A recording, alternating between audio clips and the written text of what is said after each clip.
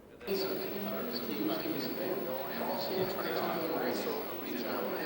He has no mic.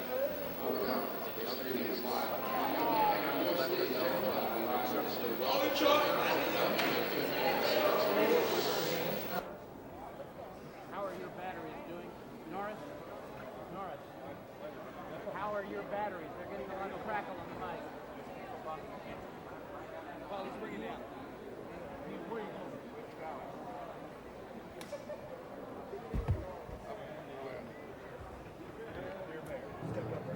We're not going to go live like that.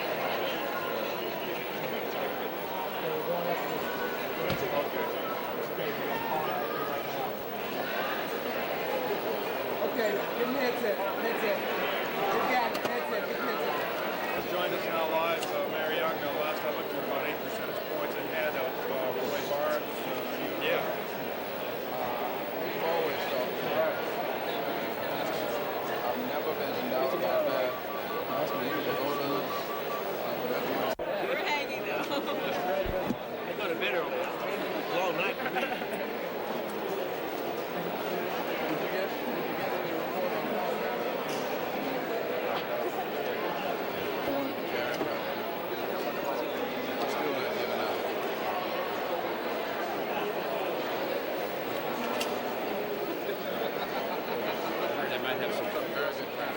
Well, it looks like that we're obviously going to be in a runoff at this point. Any change in strategy?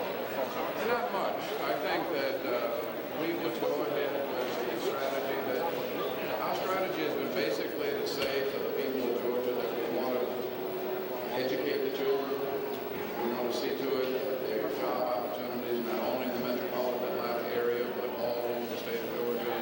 We want to make sure that women's right to choose is respected. We want people to have a right to have vote on a lot. A moment ago, Zell Miller, he would have to criticize your record, the crime in Atlanta, your administration of Atlanta. He's touched on that before. It's been a gentlemanly campaign so far. Do you see that continue? Well, I do, and I don't think it's in any way ungentlemanly for him to challenge my record. I welcome the challenge of my record. I'm very proud of my record, and I can answer for every day of the last 20 years in office, and I would hope that he could do the same. What about the lottery? I think we'd like to find a way to pull Georgia together. I think people are entitled to have a vote on the lottery, whether I like it or not. And I think I'd be in a better position to even deliver on the lottery than he will. Thank you very much, Mayor.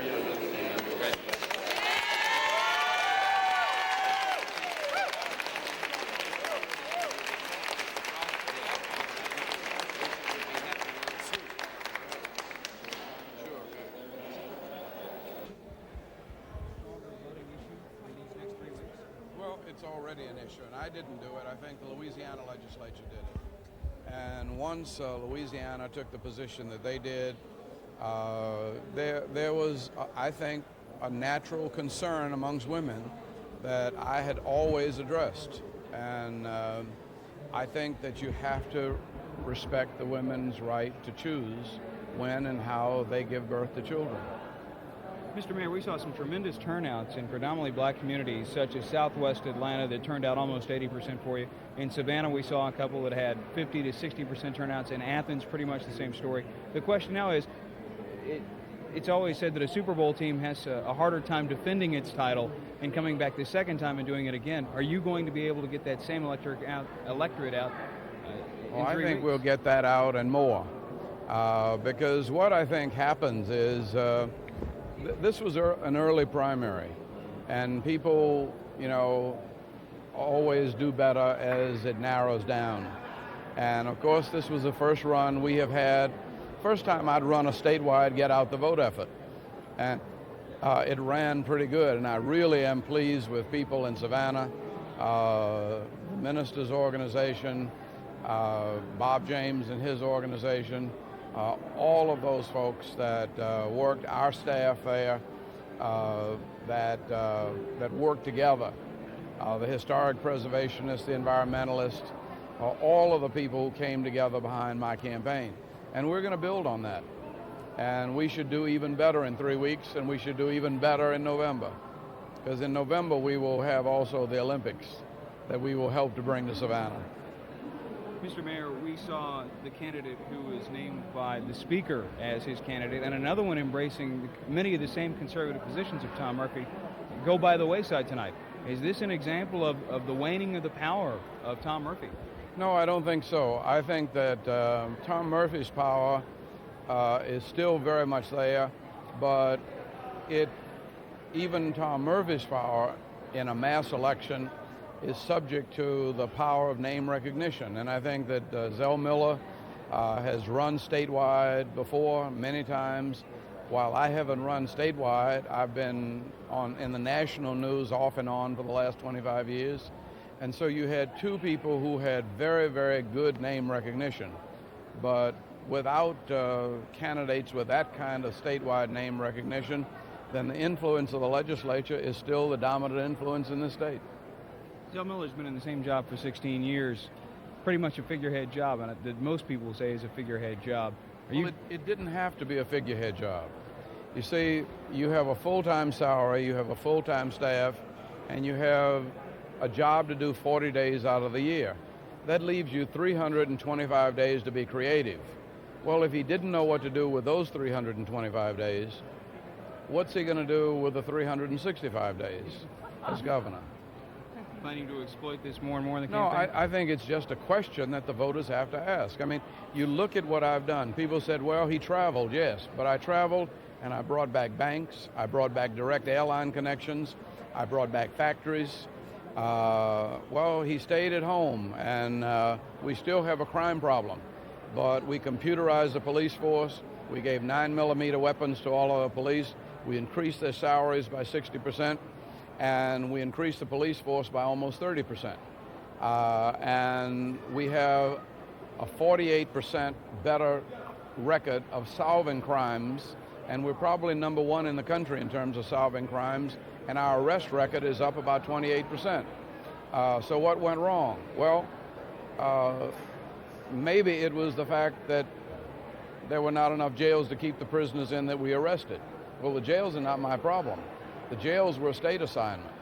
And we could have had these boot camps 8 years ago. I mean, we knew we had a drug problem 8 years ago. And with control of one of the legislatures, if Zell Miller couldn't get a lottery through, how's he going to get a lottery through with control of no legislature? And because the governor does not control either of the bodies of the legislature. I've got a history of working together with people. I've never controlled a city council. I didn't control the United Nations. I couldn't control the Congress. But in every one of those bodies, I've gotten a lot accomplished. And I think I can get a lot accomplished with the state of Georgia, regardless of who the lieutenant governor is, and particularly with the influence of the Speaker, Tom Murphy. Mr. Mayor, 27-28%, that's a pretty broad margin between you and Norton. Is that less than you had anticipated? Well, it's less than he anticipated. I mean, it's more than, it's not going to stay that way. By the time you wake up in the morning, it's going to be a different election. I mean, what we've seen is Zell Miller's precincts counted and mine have not been counted yet. So don't write your story based on these counts. Has the black support been there to the level that you had hoped? Well, you know, in all of the polls, they were giving me 76% of the black vote. It looks like we got closer to the 87, 89%. And I think that's very credible. We did not make any kind of racial appeal. In fact, we were always accused of neglecting the black vote. And to have only lost 10 or 11% is, to me, given the kind of campaign we ran, very, very respectable. Was that neglecting the black vote, or maybe neglecting a few black politicians who felt slighted but didn't represent the black vote? I mean, well, there are two ways to evidently, look at that. no, I think that I did neglect some politicians, but not disrespecting them. I had to talk to politicians that I didn't know at all.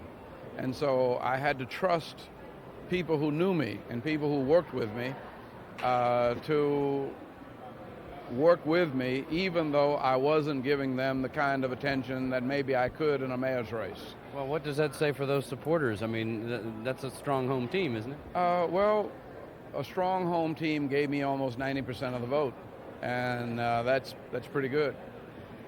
With Zell Miller so close to Record of having done things for the city of Atlanta, I mean, there's no mirage there. Underground is real. You look at Buckhead, and Buckhead did not exist when I was elected. I mean, first groundbreaking I went to, was topping out, was the Ritz-Carlton. There was no Renaissance, the Tower. There was no IBM building. Just go to the podium. Can you hook up your podium mic? Yeah.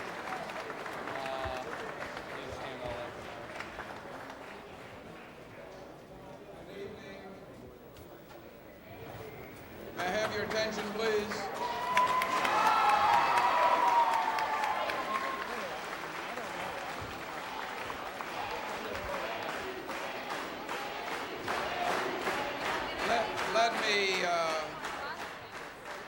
Let me thank you once again for a very, very good campaign.